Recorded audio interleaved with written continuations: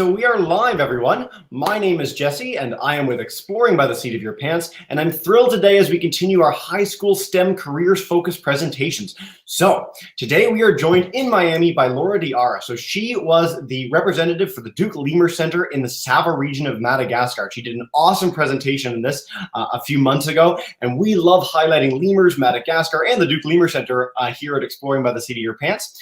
Today, however, she's going to focus in and dive in on her career itself, how she got where she was, where she is, and all the cool things she gets to do. So without further ado, thank you so much for joining us today, Laura, and take us away. Hi, Jesse, and thank you for having me, and thank you to everyone who's tuning in. I am really excited to share my story with you because I'm here today to tell you to take it easy.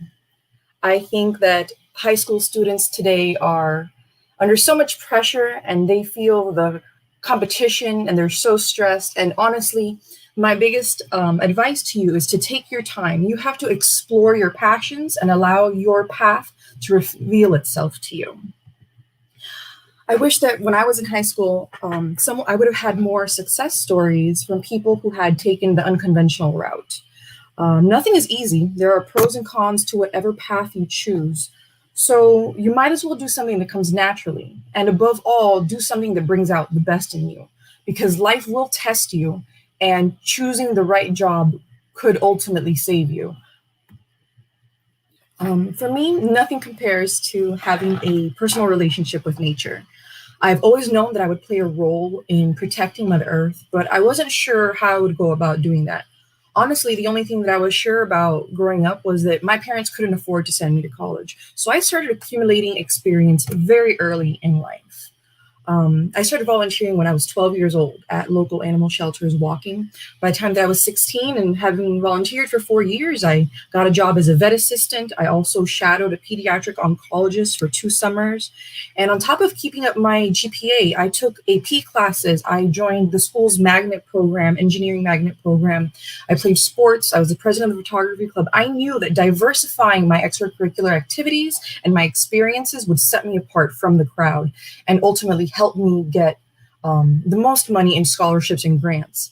And I was accepted to my top 3 choice schools, but I opted to go to community college. I enrolled in the Honors College and I got my AA there, and then ultimately transferred to the University of South Florida, where I got my bachelor's in health science. But I can't tell you how much money, time, and stress it saved me to go to the Honors College, on top of, them giving me the best scholarship. I was also given a very generous stipend every semester. And those first 2 years really allowed me to ease my way into the college culture. Then in those first 2 years at community college, I stayed locally, but I was also able to reap the benefits of a lot of the attractions that we have here in Florida. And I started working at a local zoo where my fascination with primates blossomed. And I also shadowed a marine mammal vet in the Florida Keys. His name was Dr. Bob Stevens at Dolphins Plus. And all of this was just a dream come true. It was like being in a fairy tale every single day. And it completely changed my life and the standards that I held myself to, as far as doing my part for the world, as well as finding my niche where I really understood what it was to be happy all the time. Had something that was constantly motivating me. Once I was at the University of South Florida, I knew that I had to study abroad. I had to really just, get out there. And my school didn't offer anything that I was really interested in, nothing in primatology. There was no primatologists at my school. So I just went online. I looked for programs and I found one through SUNY Oneonta. And I actually just applied, went to Costa Rica for a summer with DANTA, Association for the Conservation of the Tropics. And I was able to learn about the conservation of tropical plants, as well as carry out independent research on the vocalization of howler monkeys. And once I was done, I transferred my credits back to my home school and continued to venture out in the area by volunteering at local zoos and local sanctuaries. I really got to get my feet wet with ecotourism in the Dominican Republic. I got hired as a primate keeper for a sanctuary of squirrel monkeys and capuchin monkeys, as well as like a huge array of animals that had been surrendered to the sanctuary. And not only was I able to expand my horizons as far as like the animals that I was able to deal with, but I was able to dabble a little bit into basic veterinary care, as well as running an ecotourism establishment, and that was priceless. I've also been fortunate enough to work with the Frost Science Museum in Miami with their impact program. I was a mentor there, and we are a marine biology focused program, but also college preparedness. And it was great to be back in my hometown and feeling like I was giving back to the local community, as well as pushing myself out of my comfort zone. This was the first time that I had worked specifically with high school students, and it changed my life. It was amazing. The satisfaction that I get from having that adult conversation with somebody who still, is growing and has that young, fresh perspective in the world, it just never gets old for me. I've also gone on to acquire my experience through Parks and Recreation. This is a phenomenal source for anyone. Parks and Recreation offers so many things in different regions of the world. And for me, I have worked with Miami-Dade in Florida, Durham in North Carolina, and Chapel Hill in North Carolina. And I have managed a nature preserve. I was a dog park manager, as well as a recreation specialist. Oh, and of course, I also worked as a clay camp teacher, which was so much fun.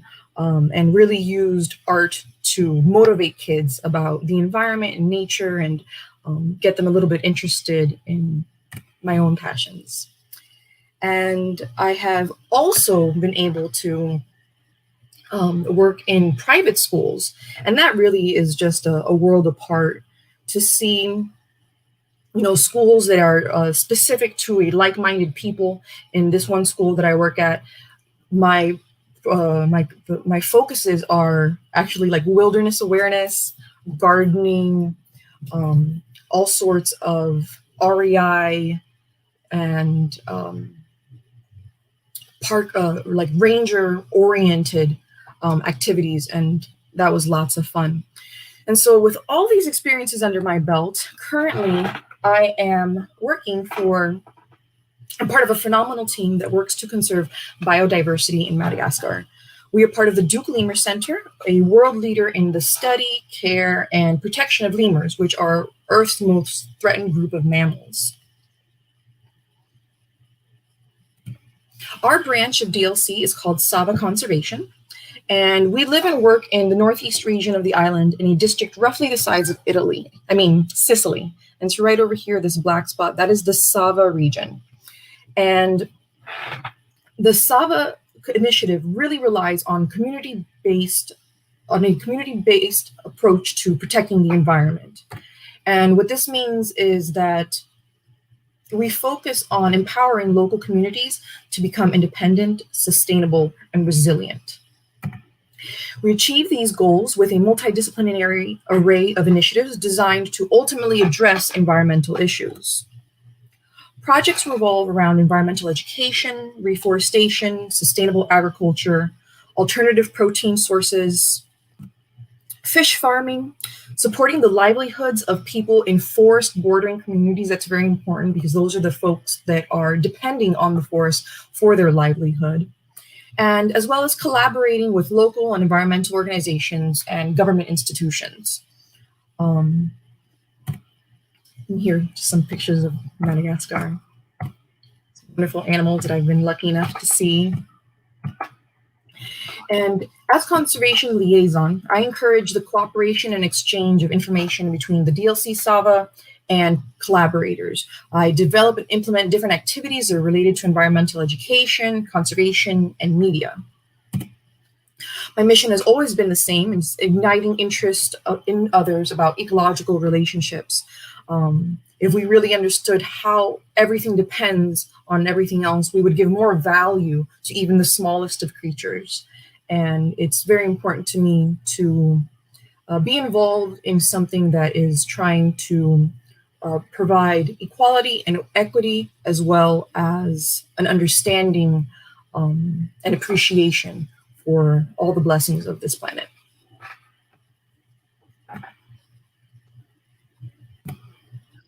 That was outstanding. Thank you so much, Laura. Where do you find the time? Where did you find the time to do all these things? I mean, you've done like 80 jobs. I don't know how anyone could fit that much into one life. You're not that old. You know, I look back on it now, and a lot of it seems crazy, but honestly, in high school especially, and my first 4 years of college, I feel like I just had so much energy. I would go to school and I would pick up anything that I could on the side. I was just constantly reaching and reaching, because honestly, I'm not a stellar student. I don't do well inside, and I've always struggled with tests. And I tried really, really hard my whole life to get good grades. And I did well. I did well, good enough just to get in. But I know that my forte was building all those life experiences, all those soft skills that are so much more valuable than information that you can just look up on the internet. Nice. That's it's funny because all our speakers that we've had so far have focused on the importance of volunteering and doing the things that you love in a volunteer internship, small capacity, whatever. And you live that like nobody else does. So that was absolutely. You answered quite a few of the questions that I actually had set up, which is awesome in your presentation. So I'm gonna go ahead to a few. You seem to love so much of what you do. Is there something that is particularly exciting or fulfilling? Is there something that when you get to do that one thing, it's your absolute biggest passion?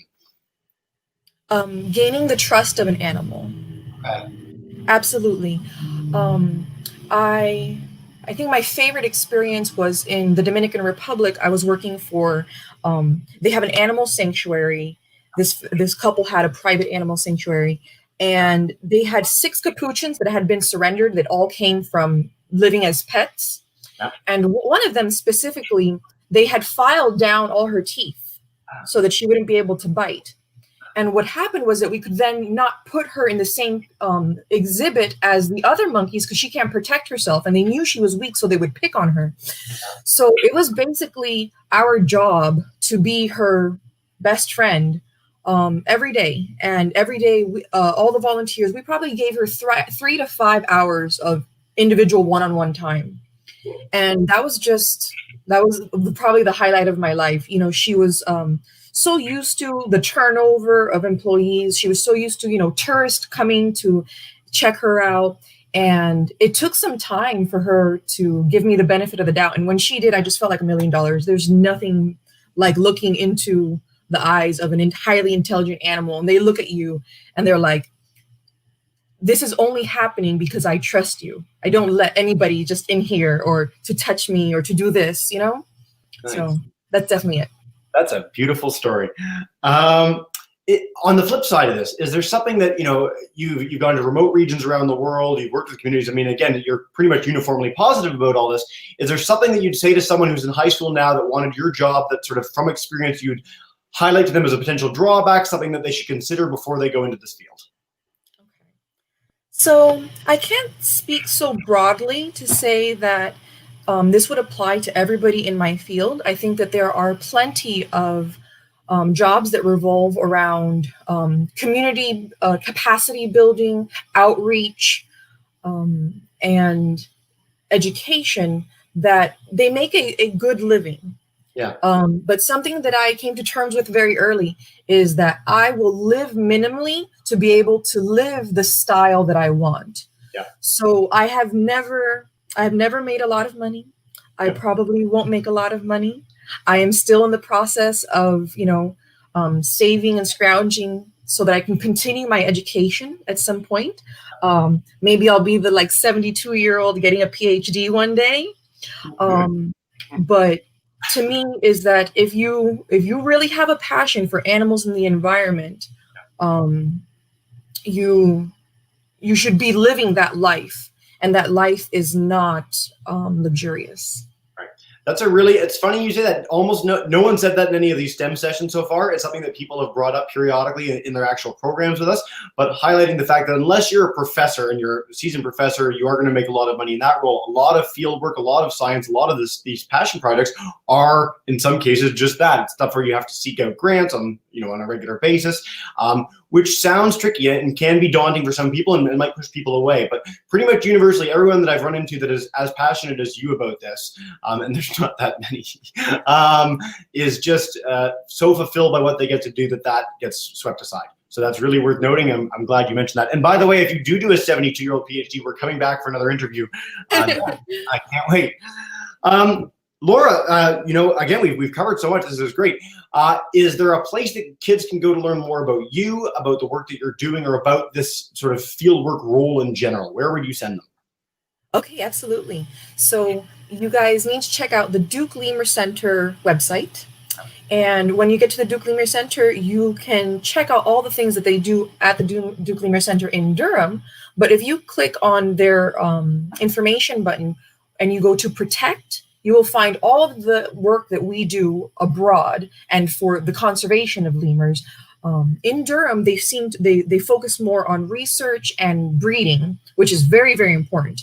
And so us in Madagascar, we focus more on the community relationships, knowing that by empowering those people and supporting their livelihoods will in turn protect the environment. So all our information is there. We also have an annual newsletter. You can check us out on Facebook. And if you wanted to follow me, I can, I don't know how to do this. We'll send us along. You know what? Your contact information will be in your live program that we did with you before. Perfect. And we'll probably have you back for other ones in the future. So no matter what, if you want to check out Laura Diarra, check that out. You can type in her name in Google. Easy ways to find out more. And we hope you go to the Duke Leamer Center site too. That's awesome. Laura, this has been so much fun. Thank you so much for joining us today. We really appreciate it. And hopefully inspired some kids to do it. Pleasure. Yeah. Awesome. All right. We'll see you.